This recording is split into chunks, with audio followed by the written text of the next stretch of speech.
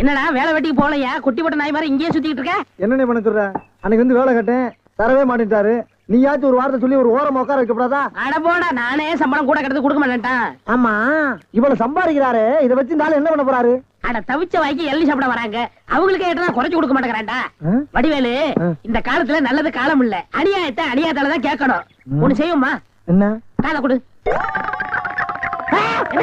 வரல வந்து ஆளுக்கு பாதி. அண்ணே, எல்லாம் கொஞ்சம் கண்டுபிடிச்ச மாட்டாரா? அட அந்த ஆளு கணக்கு தெரியாதரா, பள்ளிக்கூடத்து பக்கமே ஒதுங்கினது இல்ல, ஏதோ அரிசிட்டம் கொட்டிக்கிட்டு இருக்கு. வர்றதுல ஆளு போய் பதுக்குறோமே. ரொம்ப சௌரியமா போச்சு. அண்ணே வராரு. அப்புறப்பா உன் மாமா சிங்கப்பூர்ல இருந்தாரு, என்னாச்சு? வந்துகிட்டு இருக்காரு. அப்படியே சந்தோஷம். ஏய், என்னடா கருப்பர்கள் மாநாடா? ஏய், அண்ணன் சிகப்புடா, சட்டைய பத்தியா? ஆமா ஆமா, சரி.